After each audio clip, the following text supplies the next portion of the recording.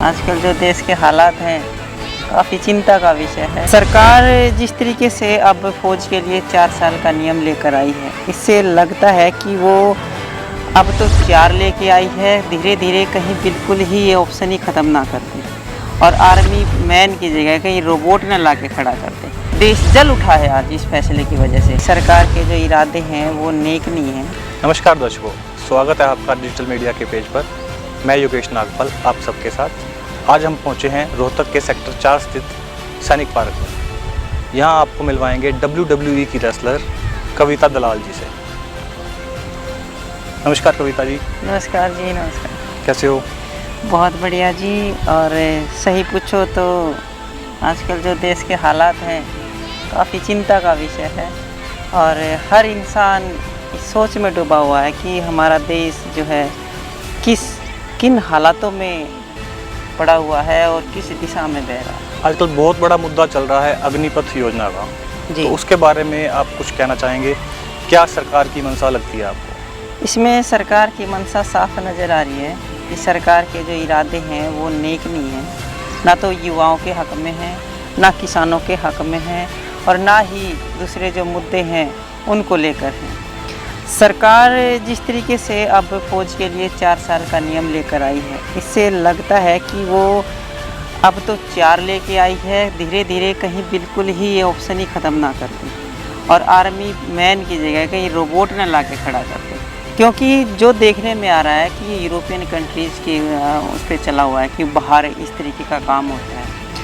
लेकिन सरकार को ये देखना चाहिए कि बाहर के लोग जो इस तरीके की चीज़ें लाते हैं, जो प्रपोजल लाते हैं, वो लाते हैं ताकि अपने देश के लोगों में वो ये भावना, देशभक्ति की भावना पैदा कर सकें। लेकिन हमारे तो यहाँ कूट कूट कर देशभक्ति की भावना भरी हुई, हमारे यहाँ तो ज़रूरत ही नहीं है। यूरोप के लोग जो हैं वो लाखों रुपया भावना पैदा करने के लिए खर्च करते हैं। हमारे देश के जो प्रधानमंत्री हैं वो इस देशभक्ति की भावना को मिटाने के लिए कोशिश करते हैं। तो इस तरह की योजनाओं से क्या भविष्य नज़र आता है युवाओं का? भविष्य खतरे में है, अंधकार में है। आज जिस तरीके से अपना जो युवा है वो रोड पे देश जल उठा है आज इस फैसले की वजह से, और सरकार को चाहिए कि जल्दी से जल्दी इस फैसले को वापस ले, वरना बहुत बड़ा नुकसान हो जाएगा। ये युवाओं का जो विरोध है ये रुकने वाला नहीं है। कविता जी, आप राजनीति में भी सक्रिय रही हैं, किसान आंदोलन में भी आपने किसानों का सहयोग किया। क्या आप इस जंग में भी युवाओं के साथ हैं? मैं मरते दम तक युवाओं के साथ हूँ। जहाँ तक राजनीति की बात आती है, मैं इस मुद्दे में कोई राजनीति की बात नहीं करना चाहती। मैं किसी पार्टी का समर्थन नहीं करती। मैं एक किसान की बेटी हूँ। मैं उन भाइयों की बहन हूँ जो सुबह 4 बजे से प्रैक्टिस करते हैं, सिर्फ एक मिशन को लेके कि हमें देशभक्ति करने का मौका मिलेगा। और जब उनके भविष्य के साथ ऐसा खिलवाड़ होता है तो मैं हर कदम से कदम मिलाकर उनके साथ चलूँगी। कविता जी, आप किसानों को लेकर, युवाओं को लेकर काफ़ी चिंतित हैं। क्या आप महिलाओं की सुरक्षा के लिए भी बहुत बड़ा कदम उठाएंगी? देखिए, महिलाओं की जो इस समय जो दशा है, जो शोषण जो होता है महिलाओं का, इसके बारे में ये इतना बड़ा मुद्दा है देश के लिए, सुरक्षा का मुद्दा है महिलाओं का। और ये जो मुद्दों से भटकने वाली बातें हैं, जो अजीब अटपटी सी नियम ले आए, योजनाएं ले आए, जो हमारे मुद्दे हैं उन पे तो नज़र जाने ही नहीं देते लोगों की। हमारी महिलाओं के लिए हमें चाहिए कि उनको किस तरीके से हमें आगे बढ़ाना है, किस तरीके से उनकी हमें सुरक्षा का समाधान करना है। सरकार काम तो बहुत किए हैं सरकार ने, लेकिन वो फाइलों में बंद है। ज़मीनी स्तर पर कोई इस तरीके का काम नहीं हुआ है। मेरा जो है, मैं खुद जो एक भारतीय नागरिक हूँ और मैं एक लड़कियों के लिए रोल मॉडल मानी जाती हूँ। लड़कियाँ अगर मुझे रोल मॉडल के रूप में देखती हैं तो मेरा ये फ़र्ज़ बनता है कि मैं अपनी बहनों के लिए कुछ कर पाऊँ, उनकी सुरक्षा के लिए, उनके आत्मबल को मैं बढ़ा सकूँ। और इसी के तहत चलते मैं रानी लक्ष्मीबाई एक मिशन भी बहुत जल्दी चलाने वाली हूँ, जिसके तहत मैं इस देश की हर लड़की को इतना मजबूत बनाना चाहती हूँ, मेंटली भी और फिजिकली भी, ताकि वो अपनी सुरक्षा खुद कर सकें और इतनी बोल्ड हो जाएं कि किसी भी तरीके के शोषण को वो सहन बर्दाश्त ना करें।